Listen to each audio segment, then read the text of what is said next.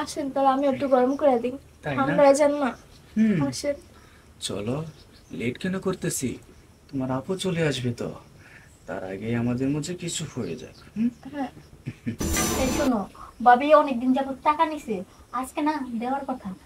আমি ভাবির বাড়ির কাছে যাইয়া টাকা নিয়ে আসি, তুমি বসে থাকো, কোথাও যেও না। টাকা দিব তো? ও, টাকা দিব না কে? পাওনা টাকা দিব না, আজকে দেওয়ার কথা। আর আজকে যদি টাকা না দেয়, নিশ্চিত ঝগড়া করে দিয়ে আসবো।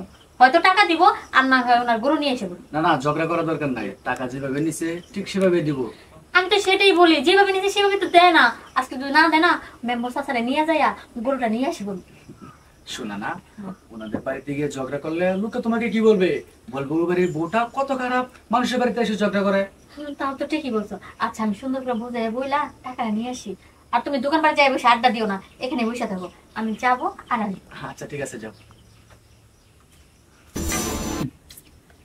কি গায়ে ভূত একটা যে বিয়ে করছি, সারাক্ষণ একটা শাড়ি পরে থাকে, দেখতে ভালো লাগে না।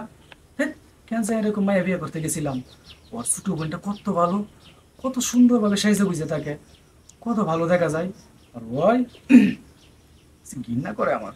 তবুও কি করবো, বউ তো মানাও করতে পারি না। যাক, গেছ আর আইস না এ বাড়িতে, না আসলে ভালো হয়। তুমি মাঝে আমি বসি টান দিলে এসো। দুলাভাই। আরে, চোখে ঝাপসা দেখতেছি না তো আবার? দুলাভাই, তুমি কখন আসলে? বসো। আমি তো এইমাত্র আইছি। আরে, তুমি হঠাৎ করে চলে আসলে, আমাদেরকে তো জানালে না। আপনাকে জানাবো কেন? আর আপু কই? হ্যাঁ, তোমার আপু আছে তো? আর জানা আসলে কি আপনি আমাদের কেমন চমকাইতেন? হ্যাঁ, না। কে খুশি হন না আইছি? কি যে বলতেছো, খুশি হব না মানে? আমার শালি এসেছে আমার বাড়িতে, আর তুমি এত দেখতে এত সুন্দর, আমি খুশি হব না সেটা কি করে হয়? তো কাছে আসো, দুলাভাইয়ের বাড়িতে আসছো, তো দূরে থাকলে কি হয়? আচ্ছা, আপু কই? আরে, তোমার আপু আছে তো, আর আপু যেখানে আছে আসবে পরে।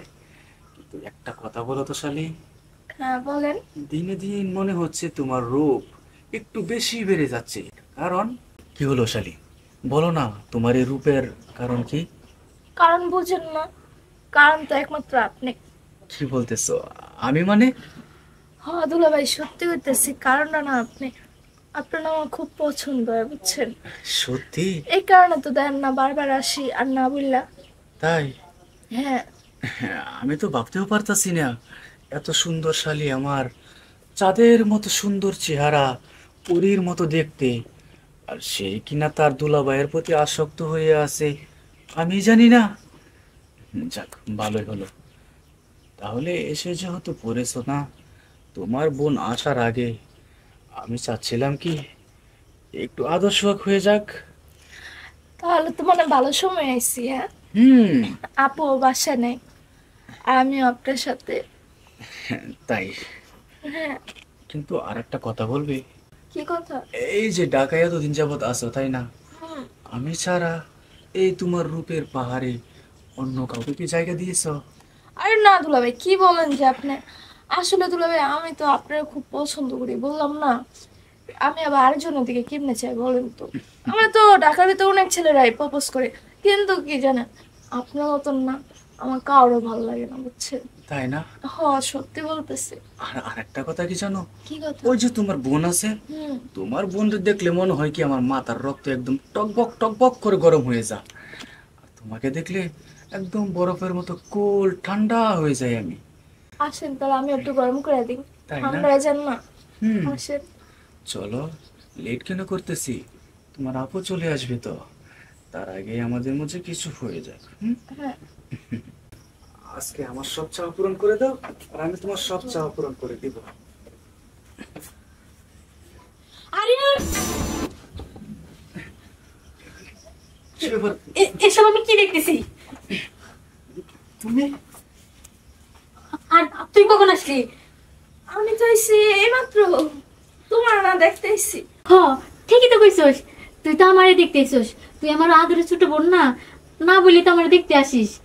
এইগুলা তো করতে আসিস না, এগুলো তো আমি ভুল দেখছি। আসলে আপু, তুমি ভুল বুঝতেছো আমাদের। হ্যাঁ, আচ্ছা, তোর এই নোংরা মুখ দিয়ে তুই আমাকে কখনো আপু ডাকবি না। আর তুই এতটা নিচে নামতে পারলি। আমি না তোরে অনেক ভালোবাসি। মা যখন মারা যায় তখন এই ছোট্টটি ছিলি তুই। তোর আমি কোলে পিঠে করে মানুষ করছি, লেখাপড়া শিখাইছি, নিজে ভালো কোনো কিছু খাই নাই, নিজে ভালো কোনো কিছু পড়ি নাই। সবসময় চাইছি যে তুই ভালো থাক। আর আজকে তুই আমার সংসারে অশান্তি লাগাইছিস। তুই যদি অন্য কারোর সাথে কোনো কিছু করতি আমি মেনে নিতাম, কিন্তু যে মানুষটারে আমি ভালোবাসি আর যে মানুষটার সাথে আমি সংসার করি সেই মানুষটার সাথে তুই, তোর কি বিবেকে একটু বাঁধলো না রে যে আমার বোনটা জানলে কতটা কষ্ট পাইবো? আসলে আপু আমার ভুল করে ফেলছে আপু, আমি বুঝতে পারি নাই কারণ তুমি এমন কষ্ট পাইবা, সত্যি বলতেছে আপু। আসলে মায়া, চুপ! আর একটা কথা বলবে না তুমি। অনেক বলছো, অনেক শুনছি, আর না। আমি কি তোমাকে বিশ্বাস করে ভুল করেছি? হ্যাঁ, তোমাকে আমি অন্ধের মতো ভালোবাসি। আর আমি না ভাবিদের কাছে গল্প করে বেড়াই যে আমার স্বামী অনেক ভালো, আমাকে অনেক ভালোবাসে, ও কখনো কোনো কিছু করবে না, আর ওর দ্বারাই বাজে কোনো কাজ করা কখনো সম্ভব না। কিন্তু আজকে যদি নিজের চোখে না দেখতাম তাহলে তো আমি নিজেই বিশ্বাস করতে পারতাম না। আমাকে যদি কেউ বলতো যে মায়া তোমার হাজবেন্ড এটা করছে, আমি ওনাদের সবারই গালাগালি করে আসছি তুই আসি আর বলি যে আপনারা মিথ্যা বলতেছেন, আমার সংসারেও শান্তি লাগাইতেছেন। কিন্তু আজকে নিজের চোখে দা দেখলাম, আমার না মুখটা ফেটে অনেক কান্না আসতেছে, মরে যেতে ইচ্ছা করতেছে।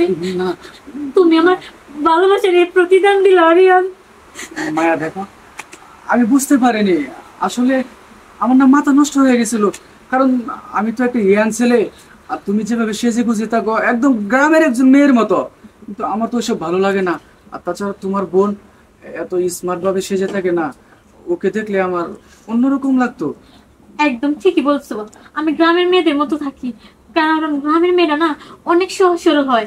আজকে যদি আমি মডার্ন হয়ে থাকতাম, শহরের মেয়ে হয়ে থাকতাম, তাহলে আজকে হয়তো তোমার সংসারে থাকতাম না, অন্য একটা পুরুষের সংসারে থাকতাম। আর সে পুরুষটাও আমাকে তোমার নজরেই দেখতো। মায়া, তুমি আজকে যে নজর আমাকে বোন, আমার বোনকে দেখছো। শোনো একটা কথা বলি, উনি ছোট, উনি কিচ্ছু বোঝে না। তুমি তো বড়, তোমার তো যথেষ্ট পরিমাণ বয়স হয়েছে, তুমি কিভাবে এই নোংরা কাজে জড়ালে? মায়া, আমাকে আর লজ্জা দিও না, আমার লজ্জা হয়েছে।